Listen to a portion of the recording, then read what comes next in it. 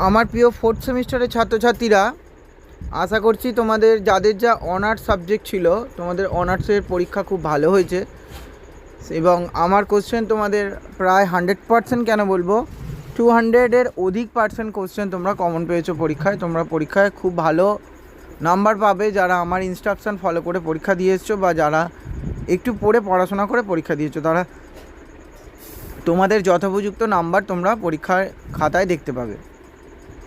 তো আজকে শিক্ষা সদন টিউটোরিয়াল হলের উপস্থাপনায় তোমাদের আলোচ্য বিষয় অনার্সের স্টুডেন্টদের জন্য মাইনর সাবজেক্ট হিসেবে যাদের ফিলোসফি রয়েছে, অনার্সের স্টুডেন্টদের ফিলোসফি মাইনর, এটা শুধুমাত্র অনার্সের স্টুডেন্টরাই এই সাজেশানটা ফলো করবে।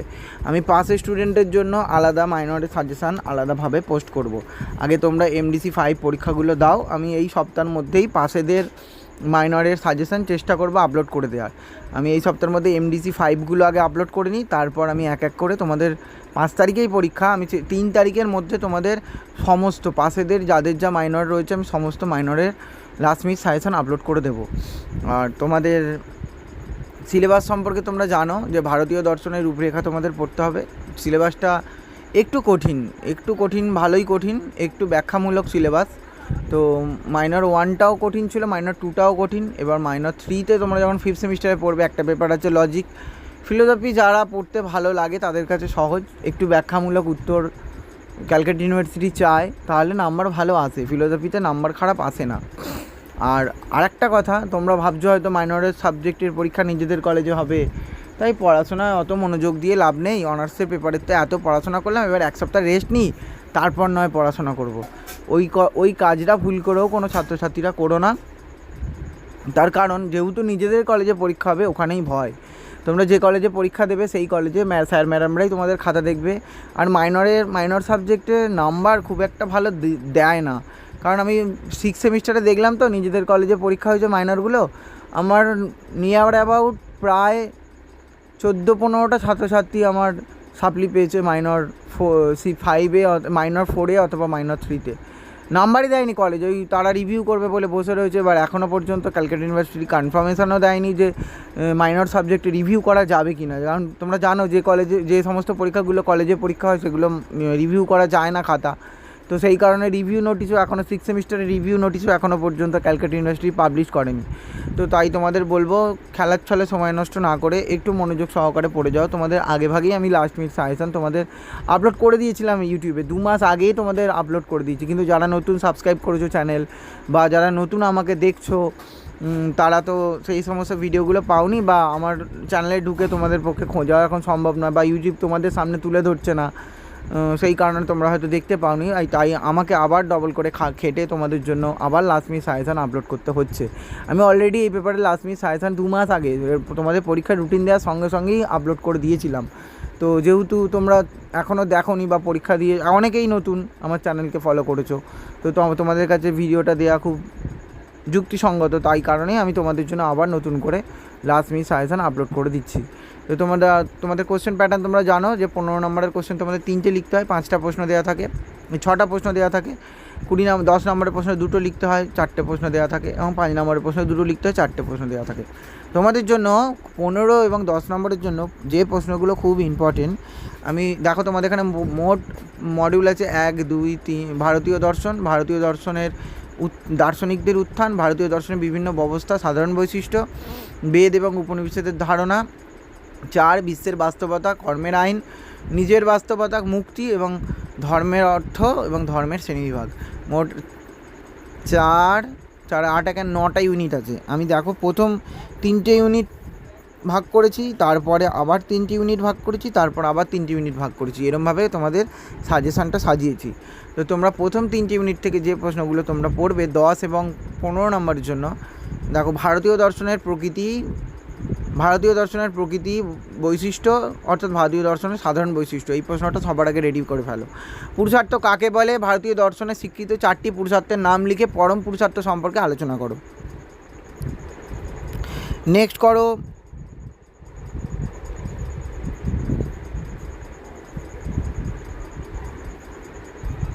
দুটো প্রশ্ন হলো ওদিকে, আর করো জগতের উৎপত্তি আকস্মিক, এই প্রসঙ্গে ভারতীয় দর্শনের দৃষ্টিভঙ্গি আলোচনা করো। নেক্সট, জগতের স্বরূপ বিষয়ে বিভিন্ন দর্শনের সম্প্রদায়ের দৃষ্টিভঙ্গি আলোচনা করো। নেক্সট করো,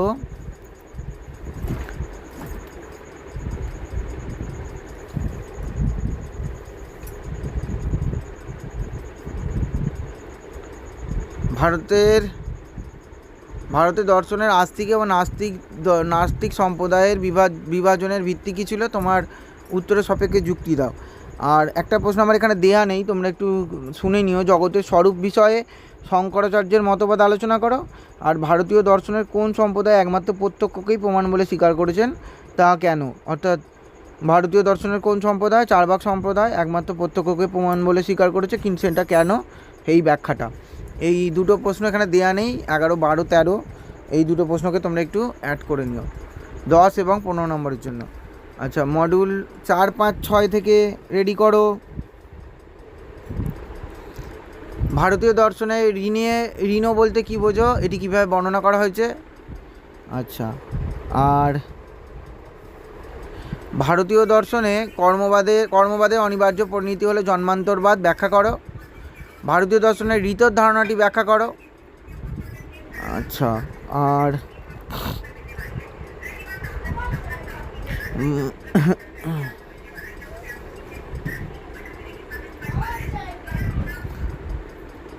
ভারতীয় দর্শন অনুসারে কর্মবাদের সংক্ষিপ্ত ব্যাখ্যা করে এই প্রসঙ্গে কর্মের প্রতিটি প্রকারের সংক্ষিপ্ত আলোচনা করো।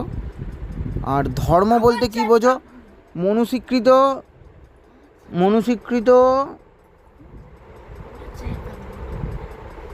দর্শনের সাধারণ ধর্মের সংক্ষিপ্ত পরিচয় দাও। মনুস্বীকৃত 10টি সাধারণ ধর্মের সংক্ষিপ্ত পরিচয় দাও। এই প্রশ্নটা এখানে 9 দাগে তোমরা একটু অ্যাড করে নিও, কেমন? মনুস্বীকৃত দর্শন, ধর্ম বলতে কী বোঝো, মনুস্বীকৃত দর্শনের 10টি সাধারণ ধর্মের সংক্ষিপ্ত পরিচয় দাও। 7, 8, 9 থেকে রেডি করো।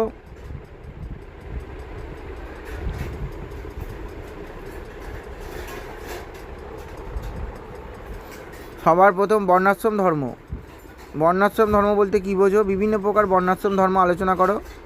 ভারতীয় দর্শনের শুরুতে দুঃখ বা নৈরাশ্যবাদ থাকলেও তা ভারতীয় দর্শনের শেষ কথা নয়, আলোচনা করো। আচ্ছা, আত্মার স্বরূপ বিষয়ে নাস্তিক দর্শন সম্প্রদায়ের মত সংক্ষেপে ব্যক্ত করো। আর এখানে দুটো প্রশ্ন নেই, 7 এবং 8 এই দুটো প্রশ্নকে তোমরা একটু অ্যাড করে নিও, আমি বলে দিচ্ছি। বৌদ্ধদের আত্মা সম্পর্কিত মতবাদ সমালোচনা সহ ব্যাখ্যা করো। আর ভারতীয় নীতিশাস্ত্রে উল্লিখিত চতুর্বর্ণ কী কী, তাদের উৎপত্তি সম্পর্কে আলোচনা করো এবং প্রতিটির বৈশিষ্ট্য লেখো। এই প্রশ্নগুলো তোমরা লাস্টের ইউনিটটা থেকে রেডি করো। এখান থেকে তোমাদের বর্ণাশ্রম ধর্ম পরীক্ষায় দেখা পাবেই। আমি কয়েকটা প্রশ্ন তোমাদের বলে দিচ্ছি, দেখো। প্রথম মডিউল থেকে ভারতীয় দর্শনের বৈশিষ্ট্য, পুরুষার্থ, জগতের উৎপত্তি আকস্মিক, এই বিষয়ে ভারতীয় দর্শনের দৃষ্টিভঙ্গি। আচ্ছা, জগতের স্বরূপ বিষয়ে শঙ্করাচার্যের মত। আর তারপরের থেকে মানে 4, 5, 6 থেকে পাবে ঋত অথবা ঋণ। আচ্ছা, ভারতীয় দর্শনে ধর্ম বলতে কী বোঝো, মনুস্বীকৃত 10টি সাধারণ ধর্মের সংক্ষিপ্ত পরিচয় দাও। আচ্ছা, ভারতীয় দর্শন অনুসারে কর্মবাদ ব্যাখ্যা করো। আচ্ছা, ভারতীয় দর্শনে আত্মার স্বরূপ কীভাবে ব্যাখ্যা করা হয়েছে, আত্মাতত্ত্ব বিষয়ে নাস্তিক দর্শন সম্প্রদায়গুলির মধ্যে তুলনামূলক আলোচনা করো। আচ্ছা, বর্ণাশ্রম ধর্ম, ভারতীয় দর্শনের শুরুতে দুঃখ এবং বা নৈরাশ্যবাদ থাকলেও ভারতীয় দর্শনের শেষ কথা নয়, এই প্রশ্নটা। বৌদ্ধদের আত্মা সম্পর্কিত মতবাদ। আর চতুর্বর্ণ, ভারতীয় নীতিশাস্ত্রে উল্লিখিত চতুর্বর্ণ কী কী, এদের উৎপত্তি সম্পর্কে আলোচনা এবং প্রতিটির বৈশিষ্ট্য। 5 নম্বরের জন্য রেডি করো।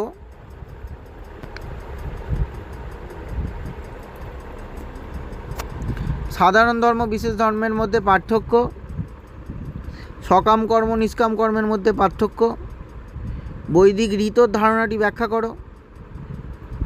ভারতীয় দর্শনে আস্তিক সম্প্রদায় শিক্ষিত প্রমাণের সংখ্যা এবং নাম উল্লেখ করো। নেক্সট, ভারতীয় দর্শনে দর্শন শব্দটির উৎপত্তি, আচ্ছা নেক্সট করো আস্তিক এবং নাস্তিক দর্শনের পার্থক্য, যে জীব উন্মুক্তি এবং বিদেহ মুক্তির পার্থক্য, আর জড়বাদ এবং আধ্যাত্মবাদের পার্থক্য, ভারতীয় দর্শনে মোক্ষ লাভের পথ কয়টি কী কী, স্বধর্ম পরধর্মের পার্থক্য, আচ্ছা চারবাক দেহাত্মবাদ ব্যাখ্যা করো, আর জন্মান্তরবাদ কি আলোচনা করো। 5 নম্বরের জন্য এই প্রশ্নগুলো তোমরা রেডি করো। তোমরা যারা ভিডিওটা প্রথম দেখছো চ্যানেলটিকে সাবস্ক্রাইব করে আমার পাশে থেকো, এবং তোমাদের 5th সেমিস্টারের সাজেশান এবং সিলেবাস নিয়ে আমি খুব শিগগিরই আলোচনা করে দেবো। তোমরা বেল আইকনটা প্রেস করে রেখো যাতে আমি ভিডিও ছাড়ার সঙ্গে সঙ্গে তোমরা সেই নোটিফিকেশনটা পেয়ে যাও। তোমরা সুস্থ থেকো এবং ভালো থেকো। পরীক্ষার জন্য ভালোভাবে প্রিপারেশান নাও, 1 সপ্তাহ বাকি, সময় নষ্ট করো না।